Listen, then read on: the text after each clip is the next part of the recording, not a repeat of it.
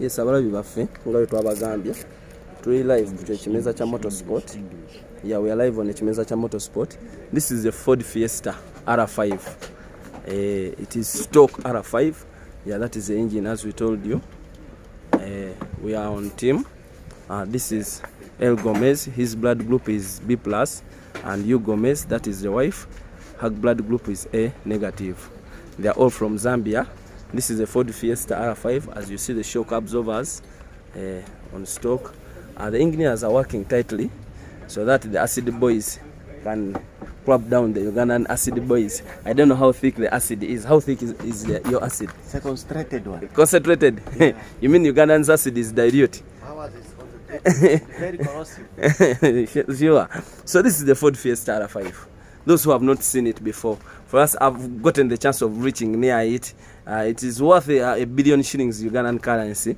At most, as you see, the way old as it is, it might be around 600 million to 700. But this is the Ford Fiesta. Neat, precise, short, precise, short and precise. I don't know. The camel equipped tires are all new, so it is still being serviced. And the man himself is also here. You see? Yeah, this is the Ford Fiesta R5. The way you see it. We are also going to see, you know, these cars are also estimated on the system down. If we get a chance, we will also look at the system down. And then that plate is going to be mounted on the vehicle. Yeah, this is the Ford Fiesta R5. And then we'll make a boat. Tugezaako. Yes, and make a hole and then put it. Of course, We use one of these. suspensions are going steering. So then this, we just take it out to seal that. Then what do we do with this? You just keep it in the track. Chris, I was thinking, why don't we make a plate like this? Batenda be bajingirirawo waggulawo ne bateekawo ebituli. Batenda bayingira unaweka esiko kabeerawo. Put a plate. Agulawo katono ka ese ne kavaayo. Put a plate to come like this. It won't be sticking down. To come up.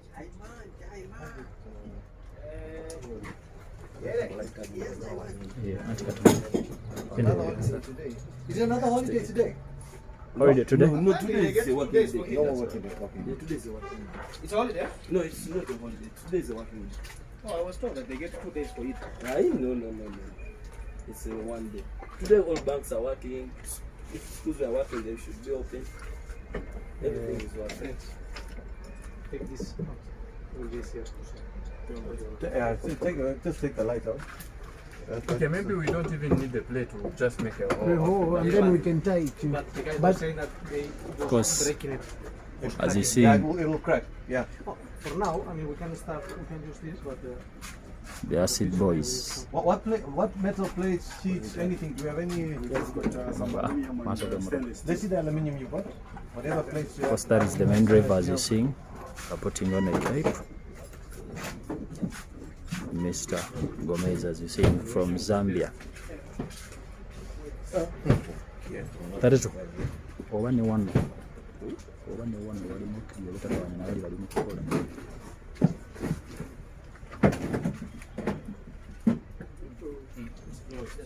Of course, the other car that you're seeing, of course, the other side, that is from Kenya. Mr. Karim Patel, we're also going to be bringing you live. What are his expectations? And of course, the whole crew.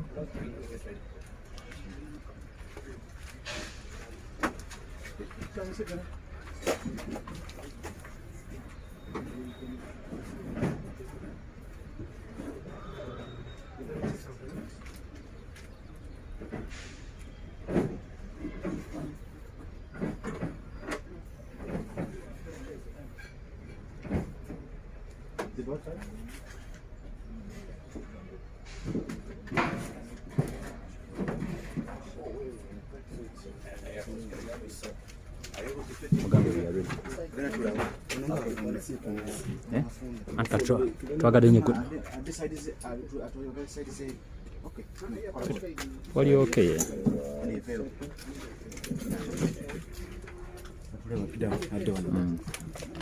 That to collaborate. Got it, it's fine. Okay. It's okay.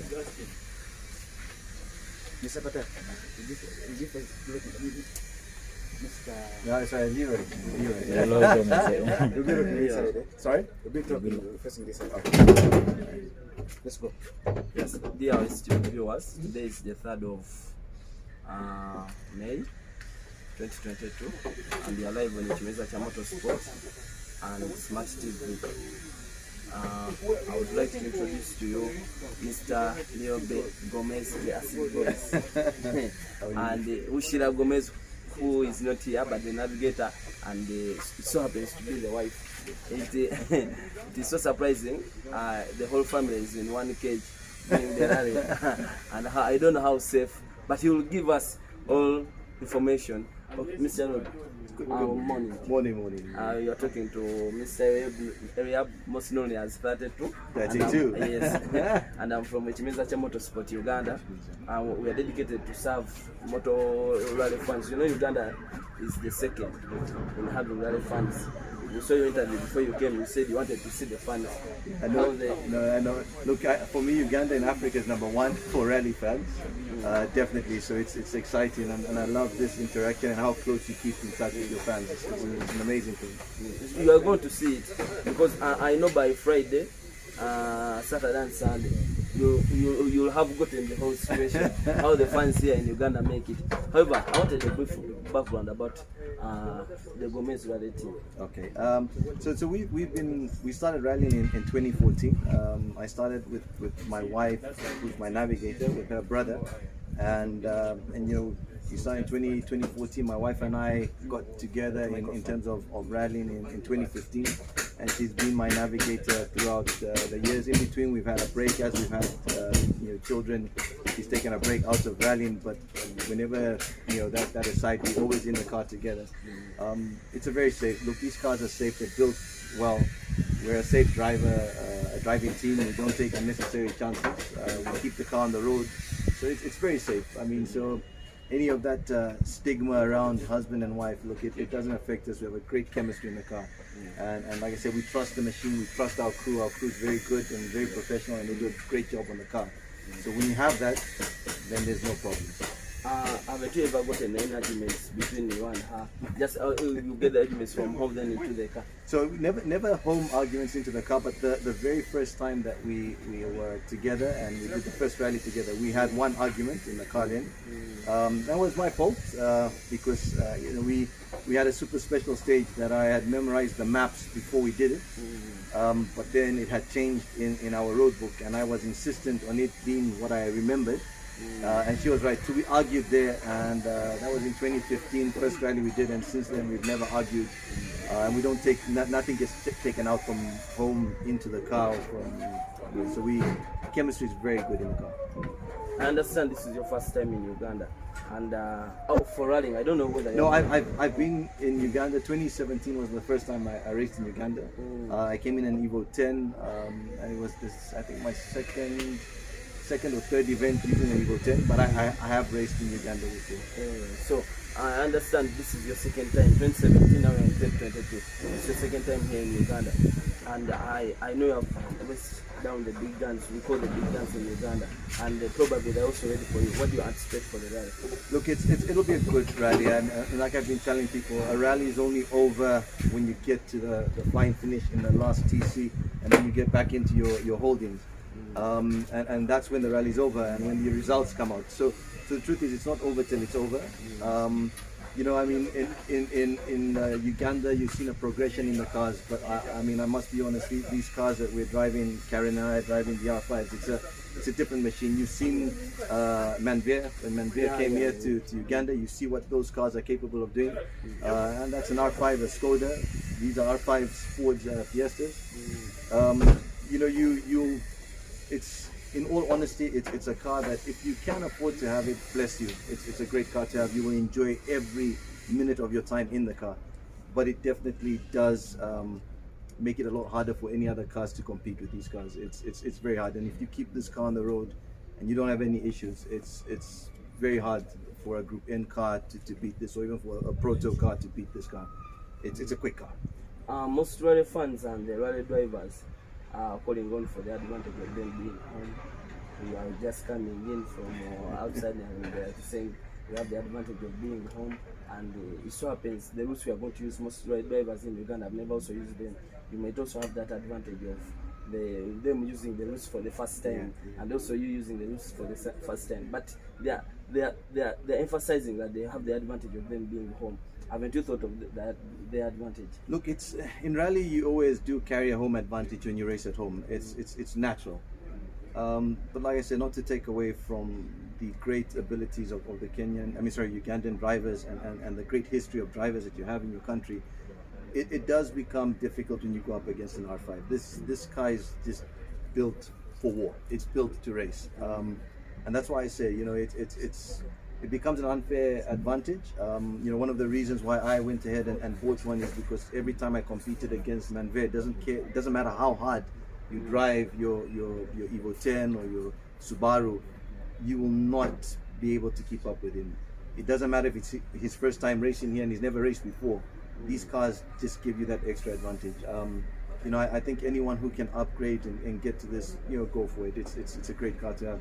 But like I said, you don't write off the home advantage. You've got the crowds, you've got the fans. I mean, that plays into your courage. You may take more chances because you're more familiar with the terrain and the conditions. So you definitely have an advantage. But like you said, if we're all doing these stages for the first time together, then we've kind of leveled the playing ground, because now it's new to all of us in terms of the routes.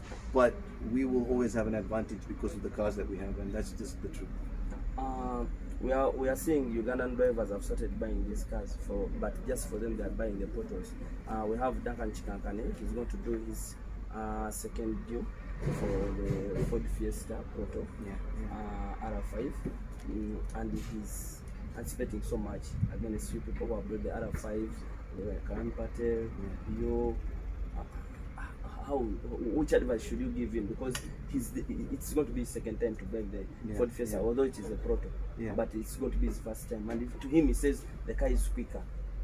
So I mean, you know, until you've driven, I think all the different cars, it's very hard to make a judgment on what car is quicker. You know, Duncan can drive, but like I said, I mean, he's still also learning his car. And if I had to give him advice, I'd say, look, enjoy your car, learn your car, and then push it to its limits. You know, Karen and I have some decent mileage in our cars, so we're quite familiar with our cars. But like I said, you know, the proof will be in the pudding. When we start the race, I think it'll be very easy to see what level the cars are at, and then we'll let the fans and let the drivers make their judgment from there. But it's like I said, I mean, I love the positive attitude, and he must fight. I mean, at the end of the day, you don't throw in the towel before you start a fight. It's rally. Anything can happen. You know, I mean, the slowest car could end up winning it just because all the guys in the faster cars take too many chances and we all crash out. So you just never know. That is rally. So I think, depend on the weather, you know, and in Uganda we've had some rain. It's nice and bright today. But again, strategies change. Driving has to change. You have to adjust to what you see. So it will be a great challenge, and we're looking to have a good fight with the Ugandan drivers. We see there are two R5s as per the entry list. You and Karen, I'm seeing a stiff competition, and you people, you yourself, you have said there's a mileage in between you people. What do you expect? Do you expect to win him, or? Look, you know, like I said, Karen is one of the most amazing upcoming drivers on the continent. In Kenya, he's had the chance to stamp a bit of his authority, and we can see the great potential that he has. And he'll always be a tough opponent, tough opponent to compete against. I think it will. Look, I still favor Karen. I always favor Karen as a great driver, but I mean, I don't want to take also too much away from my ability. But I think there'll be a decent enough fight. between the two of us, and hopefully we'll battle it till the end together. Any words to your fans you left in Zambia home and here in Uganda? Because just know Ugandans are waiting to see how the R5 will sweep the routes and terrain here. So look, fans back home, thank you so much for always following, supporting us, keeping us in your prayers. Uganda, like I've said, biggest fan base in the continent of, and it's amazing to come actually here and race. It gets a bit scary, but Uganda, thank you guys. Please be safe on the roads. Like we've been, the message we keep on trying to pass is that we will be able to repair our cars and even replace them. But your lives are so important, so please listen to all the safety guidelines that are given. Be safe, enjoy it. We'll give you a good run. I think it's the first time that Uganda has seen the Ford R5s. They've seen the Skoda. So we have a different sound. It sounds a little more cheekier than the Skoda. So you love the sound that comes out of these cars. But guys, let's be safe. Let's have a fun event. And thank you so much for following us and letting us be honored to be part of you guys here in Uganda. Yes, Okay. yes. Right. Mr. Karim, maybe lastly, like a Ugandan would like to know, because most of the Ugandans are not getting into this, because of course we have so rich people like maybe Rajiv, how much is this car? Look, In Uganda, in Yeah. dollars. Oh, man. No, Las baby. Yeah. Look, they're quite expensive cars, and look, this is among the first generation of the R5s, so they're slightly cheaper to the newer ones that are out there. But look, in dollar ranges now, you can actually buy an R5 starting from $120,000 to $200,000. Their prices are dropping significantly. It's just how well was it maintained before you got it. But the R5 pricing is now coming down to when the first Group N cars were coming out, the Subarus and the Evo 10s, when they were hitting the markets, their price where they were at, I think 120,000 pounds, and all the R5s are now coming to that level. Not brand new. Brand new is definitely a lot more expensive. But I think the good second-hand ones are now dropping. The brand new, I think, if I'm not mistaken, they're around 220,000 euros. Brand new, but the good second-hand ones are now coming down quite significantly. So I think at 120,000 euros or dollars, you should be able to buy one. I think the only key after that is the maintenance. But I think also if you get it right, the maintenance cost is coming down. But they're a lot more sensitive and trickier to run.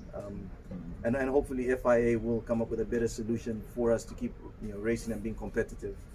Okay, we're having the likes of Kimathi. He's also going to be rallying in Uganda, and of course he's participating in the WRC. For your case, what is stopping you maybe to be participating in the WRC? Stopping. As in participating in WRC. Participating in WRC. Yeah. Why don't you also participate? Look, we're going to take part in the Safari Rally in June, which is next month. But look, I'm not young anymore, and I don't have any opportunity of a career in motorsports. My son, who's 13 years old, he will probably have a better chance. He's already started driving, and he's a decent driver, and hopefully he'll progress well, being a second generation driver in the family, and having all these great driving or drivers and navigators around him. So he will have probably the opportunity of taking part in WRC events. As for me, I am doing it now for fun and just enjoying it, and God willing we can win an ARC championship, and I think that will be my achievement that I would like to end at in racing. And then just do events for fun, but really it's the future is in our son and our daughters. If any one of them want to drive it, right now our son is got great potential actually. Maybe lastly, how does the federation help you in the game of motorsport? Because most of the drivers here maybe complain of the federation. For your case, so our Zambian ASN, in close communication with our governments. Our government, well, I say governments because it's been established through the previous governments. We get a tax incentive just on our vehicles and spare parts. So in motorsports we don't pay duties on our spare parts and on the vehicles, and that's the main help that we get. But in terms of look, I mean, if you see the flagship of Kenya, what Kenya is doing with the young driver program, and you've got 4 Kenyan drivers coming up. I think it's four Kenyan drivers coming across this side that are sponsored through the state. I mean, that is beautiful. I mean, if more countries could get involved in that, it's really great, and it gives a lot of other people and underprivileged people an opportunity and chance, because motorsports is an expensive sport. But I think, like I said, also building big fan bases like you have in Uganda gives us a chance to also maybe seek sponsorship that can help us, cushion the expense of running these cars. But back to your main question, in Zambia, it's mainly tax incentives, but we have a very friendly ASN that is now trying to work with promoting junior motorsports, and we've now started a junior championship in Zambia where it's from 12-year-olds to 18-year-olds are allowed to rally now. So that's hopefully building the next generation of drivers. But I think it's a lot tough, and I think a lot of governments have a lot of challenges. And motorsports reaches a good fan base, but it's a very small pocket that actually benefit from it. So I think it's hard for governments to outright throw in revenue into it. So the help is purely on tax rebates and tax incentives. Yeah, I'm sure you also have that in Uganda, right? Yeah, we have, but if you see Kenyan government, it has gone ahead to subdue its companies to a law where companies, it's like a must, where companies, it's like a must for them to support any sport in their country. So many companies have supported rallying because it has gone globally. Absolutely. Well, so, you're absolutely right. I mean, if you look at Kenya, because Kenya has the WRC Safari Rally, I mean, that's a big revenue generator for the economy. But you're right. I mean, it's a very good incentive, and it would be nice if maybe more of our governments could connect and through the ministries of sport and see how that model works, because it's a great thing that Kenya is doing. And I mean, to involve more corporate sponsorship almost by force, it's a great thing. I mean, I think that would be a good way for both our governments if they could, maybe allow companies, if they sponsor, to get good tax incentives and rebates. And then maybe they'll be more willing to sponsor, and that will push the sport actually definitely forward as well. Maybe your last comments, and where do you see motorsport in Africa, maybe in the next 5 years? It's I think it's always going to be there. As I think it's a little bit of a tricky time, coming out of COVID, where a lot of people are trying to rebuild. Also, you're going through generation changes in cars. We're going into the electric vehicle cars.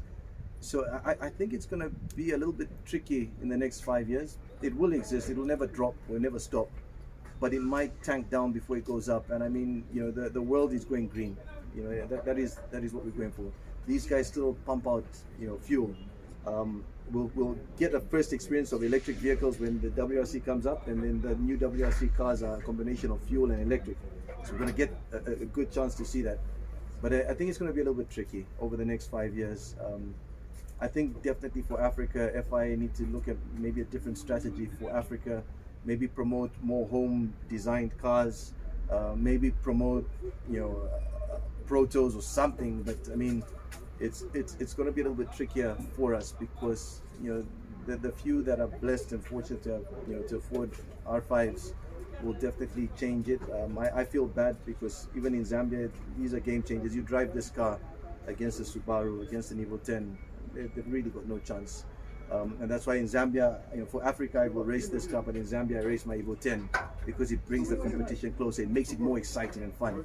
So I think Africa just needs to try and change the formula a little bit.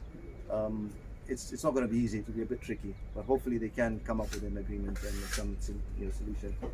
Okay. Yes, viewers, we have been with LEROY Gomez and URSHLLA Gomez, who is URSHLLA Gomez, who is not kind, but it's a couple, and they have been in the cage. For me, I call it in the cage. For if they started in 2014 to date, that is around 7 years into the game. And surprisingly, he's saying he's doing it for fun, and he's bringing in a young talent, an aged young man who is around 13 years. To us, sports analysts who are seeing the game, we are seeing a big blessing to the young man coming in. However, he's saying a lot is awaiting him for Friday, Saturday, and Sunday, and is so a participant for the fans of Uganda who are overwhelmed also to receive the R5 Proto on their soil here. Please stay tuned. We are going to also be throwing live coverages to the Zambians who are back home. We shall give him a link and we'll share. It is your #1 sport, Chimeza cha Motorsport. Thank you so much. Thank you.